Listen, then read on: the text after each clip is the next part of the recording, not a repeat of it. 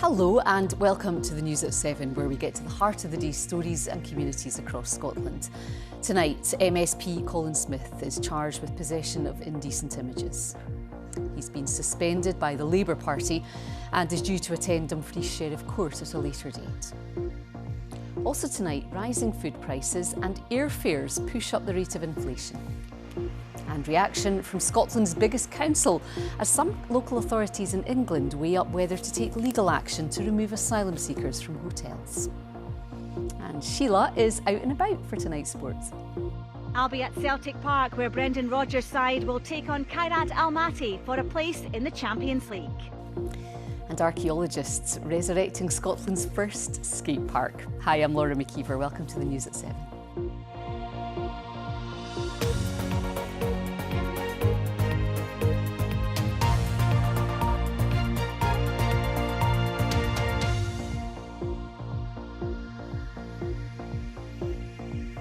An MSP has been arrested in connection with possession of indecent images. Colin Smith has been suspended by Scottish Labour and is due to appear at Dumfries Sheriff Court at a later date. Our political correspondent Andrew Kerr sent this report from Labour's headquarters in Glasgow. Well, Police Scotland released a statement this afternoon saying that on the 5th of August, officers executed a warrant at a property in Dumfries. The Scottish Labour MSP Colin Smith was arrested and charged in connection with the possession of indecent images and is due to appear at Dumfries Sheriff Court at a later date. We understand these images are of children. Now, Scottish Labour confirmed the MSP was suspended when they were first made aware of this, which we understand was at the weekend. Mr Smith had actually appeared in a video with the Scottish Labour leader Anna Sarwar, which was posted on social media on the 7th of August, but that has since been removed. Now, Mr Smith released a statement to us saying these events have come as a shock and he's cooperating fully with any inquiries. So Colin Smith was first elected to Holyrood back in 2016, representing the south of Scotland in the Scottish Parliament. He's held several frontbench roles and has actually served as Labour's General Secretary. He's a very well-known figure locally in the south of Scotland as well. And now on the Scottish Parliament's list of MSPs with his suspension, he is listed as an independent. Andrew Kerr reporting there. Next tonight, prices in the UK rose by 3.8% in the year to July, meaning inflation is at its highest level since January 2024 and still sits above the Bank of England's target of 2%. The Office for National Statistics data shows this has been driven mainly by a jump in the price of airfares and food in the year to July. There have been increases to the cost of beef, confectionery, instant coffee and fresh orange juice. Here are the thoughts of some shoppers in Glasgow. Well, it's increasingly becoming harder to pay for things. Limited paycheck to paycheck is pretty much every one of my friends, it's just quite a common thing. It's just every time you go in, 10 pence here, 20 pence there, £1 here, you know what I mean? It's just constantly going up. And then you've got things for kids for play piece and stuff like that, and they're a fortune as well. So it's just never ending. Well, let's speak now to Jack Evans of the Joseph Rowntree Foundation. Good evening to you. Jack, thank you so much for coming in. Last night we were actually looking at another measure of food price inflation which had showed a slight drop, but this is the official ONS measure and it's simply showing that the price of some foods continues to go up. How much pressure is that putting on people, especially on lower incomes? Yes, well, the latest statistics show the next layer of pressure that's been put on top of families that are already struggling to get by. We see the pressure that previous inflation has caused, but it's also compounded by jobs that are not paying enough and rents that are just too high. And the result of this is families are buckling under that pressure. We see families struggling to pay for food and even going into debt to pay the weekly shop. And it also showed us that the price of travelling is increasing, not just airfares, but petrol and diesel too. That's just yet another addition, isn't it, to people's weekly budget? That might mean the cost of your getting to work is higher. Absolutely, and people are feeling let down by the economy and overlooked by politicians. They feel this pressure in their everyday lives, and your viewers will be feeling that too. And it's time for politicians to step up to the hardships that people are facing and come with solutions to this to help those least well off. How does inflation affect wider economic policy, interest rates, for example? What do we think might happen now? Because we are seeing slight drops now, aren't we, in interest rates? We are, but I think what's key to remember is that while economic policy is important and that inflation is actually the responsibility of the Bank of England, government's responsibility here must be to protect those from the fallout of increasing inflation and the hardship that comes from that. What more would you like to see them do? Well, I think we've got an election coming up next year in Scotland, and the fact that so many people are facing this hardship means that it's going to be a key battleground. So we need to see all the political parties set out a vision for Scotland where people can thrive. So this will look like politicians setting out ideas around how people can get into work and be supported into work, how jobs can be better and fairer in the labour market, but also increases to social security are clearly needed. Inflation doesn't fall equally across the society. It's focused on those who have the least, and social security is an excellent way to target support to those that need it most. OK, Jack, we're really grateful for you coming in tonight. Thank you so much. Thank you. Now, following on from a ruling at the High Court in England yesterday, which granted a district council a temporary injunction to block asylum seekers from lodging at a hotel in Essex, there are expectations that some other local authorities could follow suit. Now, last week, there were protests in Falkirk outside a hotel housing asylum seekers. Glasgow City Council houses a large percentage of refugees across the city in temporary accommodation. Many asylum seekers become refugees when they've been granted the right to remain in the UK. I've been hearing more from Glasgow City Council leader Susan Aitken, but I started by asking for the council's reaction to that High Court ruling in England on asylum hotels. I think it's clear that this is a very different situation in England than it is in Scotland and specifically in Glasgow. First of all, this High Court ruling is on the basis of planning law, and planning law in Scotland is significantly different from that in England in this respect. The basis of Epping's challenge was on the change of use from a hotel to a hostel. But in Scotland, those are the same use classes in planning. So there wouldn't be the same basis for that kind of challenge.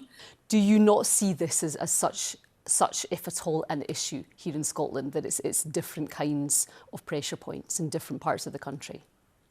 Yes, it is different kinds of pressure points. What's clear, though, is that in Scotland, we are not immune from bad actors, from people on the far right who would exploit, who would misinform, who would straight up lie about the situation in Scotland in order to foment that kind of unrest and anger towards asylum seekers and indeed refugees for that matter. And back onto the issue then of homelessness housing in Glasgow and the budgetary pressures that your council have faced. We had one of your colleagues on the programme here a couple of months ago talking about that appeal to the Home Office for people who, as you say, are refugees, people who have been granted leave to remain, but are seeking accommodation here in Scotland because the rules on homelessness are slightly different.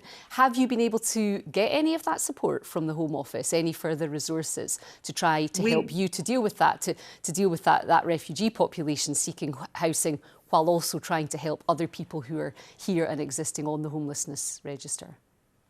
We have not, no. And in actual fact, myself and my colleague, Councillor Casey, who leads on homelessness issues in the city, have written again to the Home Secretary to ask again for an emergency meeting on this. Our previous attempts to get meetings, the last time it was cancelled, or we were told postponed very much at the last minute.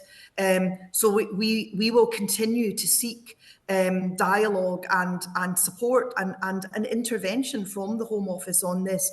We have a particularly acute set of pressure points here in Glasgow. It's not unique to us, but it is particularly acute.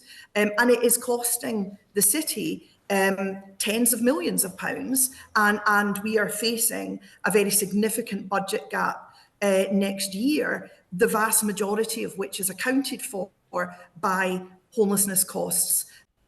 That was Councillor Susan Aitken, their leader of Glasgow City Council. Well, the Home Office says it's working right across the UK to give councils as much notice as possible of newly recognised refugees, but there's no word on any extra money for Glasgow. Right, let's get a roundup now of the stories making the BBC News app in Scotland. Scotland's Chief Inspector of Constabulary has called for seized criminal assets to be used for fighting crime. It follows a series of increasingly violent incidents related to gangs and organised crime. 2 monuments in Selkirk are set for a makeover. The statues of Sir Walter Scott and the Explorer Mungo Park will be refurbished by the local charity Selkirk Regeneration.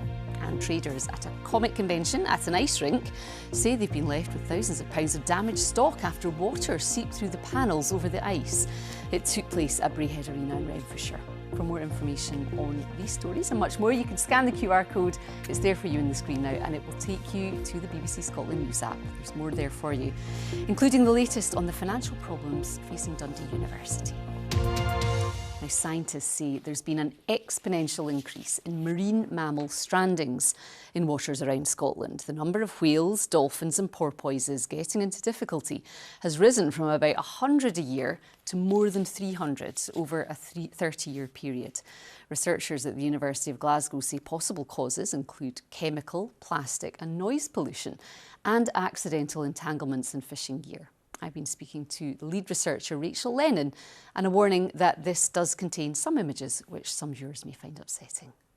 So we found that in all of the species that we looked at, there has been an increase in stranding rates. So that was about 125% increase in the past 30 years. There were 2 groups that were particularly affected by this, baleen whales, which includes humpback whales, minke whales, fin whales, things like that. And they increased by about 250%, and common dolphins, which had a staggering 800% increase in stranding rates over that 30-year study period. So, yeah, big numbers from the common dolphins in terms of strandings. Predominantly, this is in the west coast of Scotland, so we've got a lot of clustering to the west coast. And this is probably because we've got a lot of migratory species that are coming up through the Atlantic, and then they're just getting caught on the west coast. But harbour porpoises, which are the most common species in Scottish waters, they're also stranding on the east coast. So a lot of them are in the Moray Firth, and we're seeing big numbers there. And what do you think is leading to this rise? It's probably a combination of a lot of factors. So for some animals, it will be that there's simply more of them in Scottish waters, which is good news. So the baleen whales that I mentioned earlier, their numbers have bounced back after the cessation of whaling. The common dolphins, they were historically a more southern species, so we saw a lot of those in England. But as water temperatures are rising with climate change, they're moving northwards, which means they're coming into Scottish waters. And when you have more animals in the water, you're going to have more of them strand. It's natural. But it's probably also confounded by the fact that there's a lot of stresses in the water now, things like plastic pollution, chemical pollution, noise pollution, bycatch and entanglement. These are all contributing to the stranding rates that we're seeing. And also a huge part of it is probably down to effort. So more people are interested in the marine environment. They're more concerned about what's going on out there. So we're getting a lot more people reporting strandings to us. And when there's more eyes on the beach, there's more reports that come in. So some of it will be down to effort, but there is also a lot of other factors that are contributing to those increased stranding rates that we're seeing. OK, Rachel, thank you so much for telling us more tonight on the News at 7. Still to come, we have the weather with Christopher, and we've been to an archaeological dig into Glasgow's not-so-distant skateboarding past. But first, tonight's sport, and it comes from the home of Celtic with Sheila. European Knights are back here at Celtic Park as they take on Kairat Almaty from Kazakhstan for a place in the Champions League. Let's get straight to the team news, and Celtic start with Schmeichel in goal, a back four of Johnson, Carter-Vickers, Scales and Tierney. In the middle is Nygren, McGregor and Hatate, with Forrest and Maeda supporting Ida up front. If Celtic get through this tie, there are huge benefits, not just the prestige of competing with the continent's best sides, but a minimum cash windfall of around £20 million. Obviously, we haven't experienced this over the last couple of seasons, but this is what this period's about. You want to arrive into these games. This is a massive game. There's always that feeling when I was here first, the big games seemed to be right at the very beginning, and this is exactly what this is, because this tees you up for the rest of your season. When the club make Champions League, everyone gets a bounce off it, the supporters, the players, the manager, everybody. Big financial implications as well. So it does, it really sets you up and has a real sort of feel-good factor. So, you know, there's a lot on the games, but I believe the team are ready, the squad are ready, and now it's up to us to go and prove that. Much has been made about Celtic's transfer business over the summer. I caught up with some fans outside to ask them about that and about tonight's game. These early teams can be potential banana skins, so we don't know too much about them, but we expect to be stronger than them and should get the job done tonight. I think if we get a good result tonight, you'll see players come through the door. I think with the maximise with the budget that comes in with that, I think Brendan will get the players that he wants. The league phase last season was better performances than we had last couple of seasons ago, so we're going to do brilliant.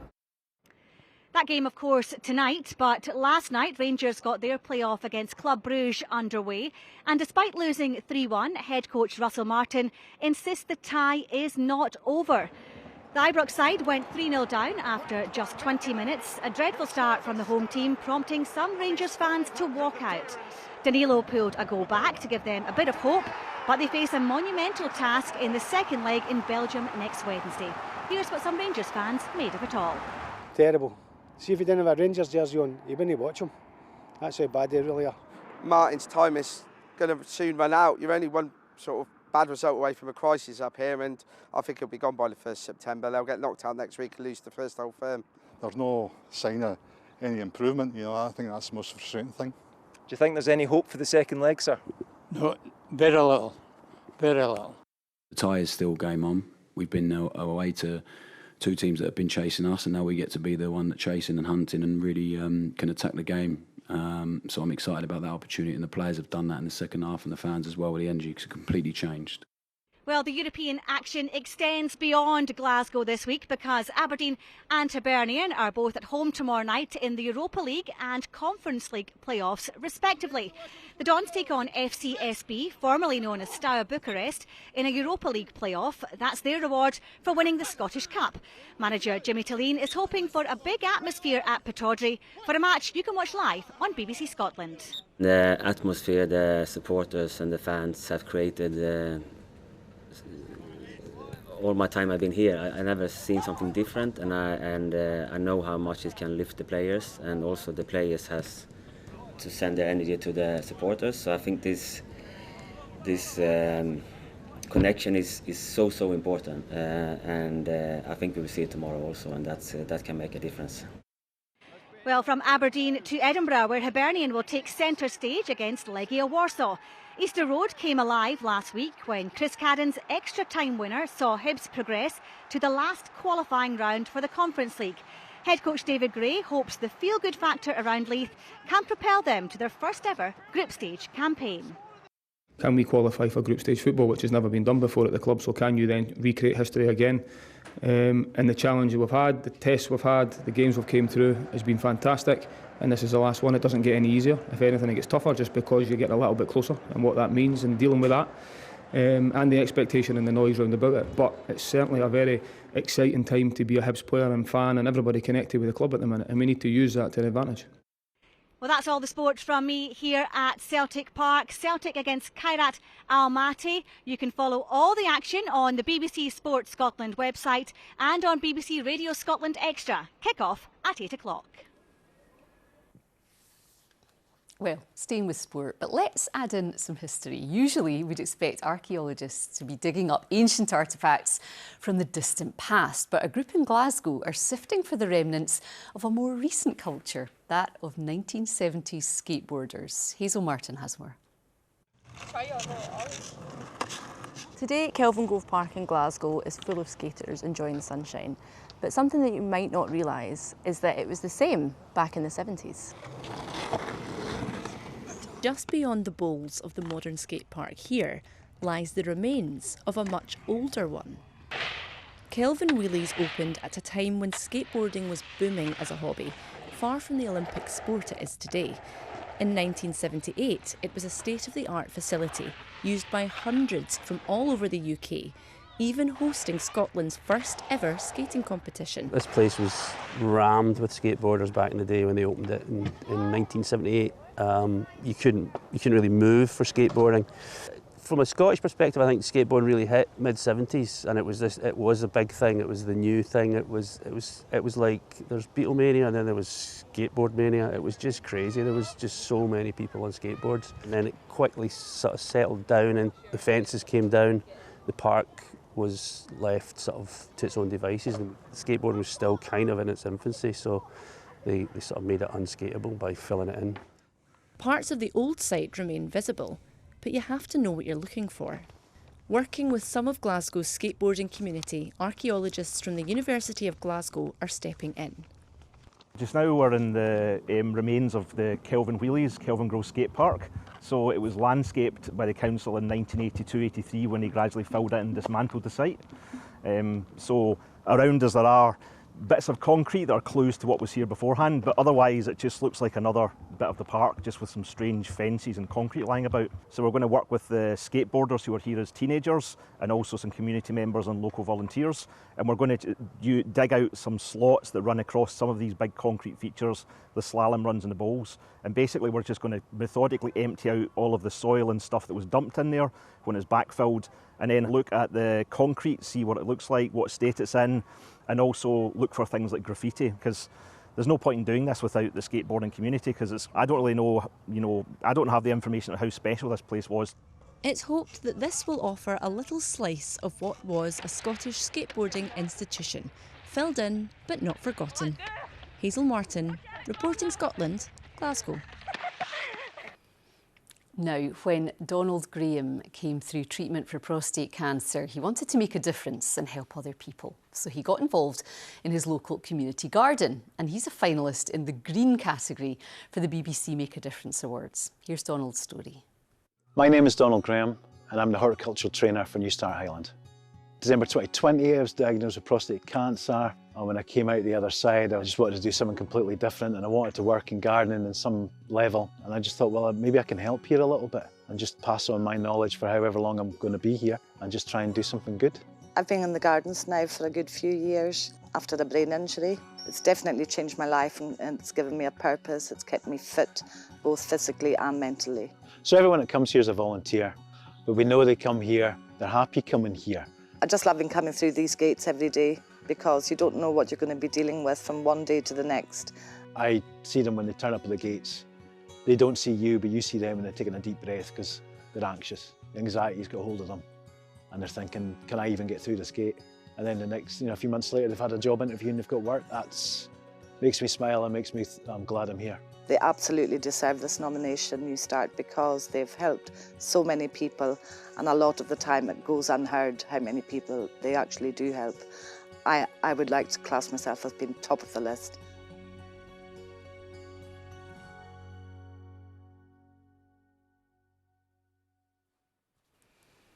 Well, if you've been affected by any of the issues mentioned there, you can find out about support organisations at BBC Action Line. The details there on the screen for you now. And the winners of the BBC Make a Difference competition will be announced at the end of September.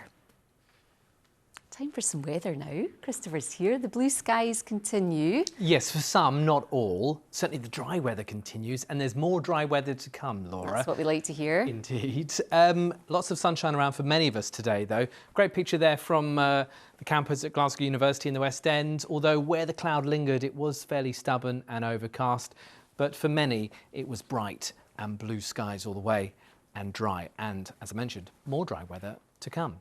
This is why we've got high pressure with us, and it is sticking with us over the next few days, right through actually until Monday, keeping weather fronts at bay and keeping us dry and settled. It will be cool by night though. So first thing tomorrow, and it's a bit of a cloudy start through central and southern Scotland. Actually, we could hold on to more cloud through the central lowlands and the south tomorrow compared with today. But further north across much of the Highlands in towards Grampian, a brighter picture. Temperatures here at 8 in the morning around 10 or 11 Celsius in the north. And actually, temperatures won't climb that much higher through the day with that north wind feeding in a cool air mass. So, as we go through to the afternoon, some sunshine in the north, cloudier in the south, and temperatures mid to high teens, but cooler on the coast. And then a cool night follows. So, overnight in towns and cities, 6 to 9 Celsius in the countryside, colder, perhaps even a touch of grass frost in a few sheltered glens.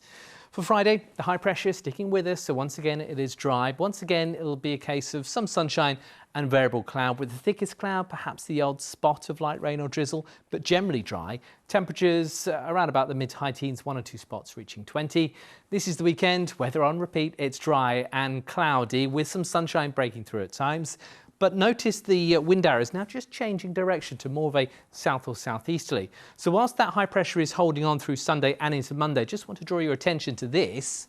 It's what's left of Hurricane Erin, and next week, sort of Tuesday, Wednesday onwards, it could come very close to our shores, bringing a spell of wet and windy weather. But before it arrives, it's staying dry. This is Sunday. You can see the winds now coming in from the south, southeast, as I mentioned, lifting temperatures into the low 20s. Monday's a similar sort of picture. Some decent spells of sunshine around maybe 23 degrees there for Glasgow as we head through towards the afternoon. You can see that on the outlook right through until Monday, staying dry. But it's Tuesday onwards that we're paying close attention to.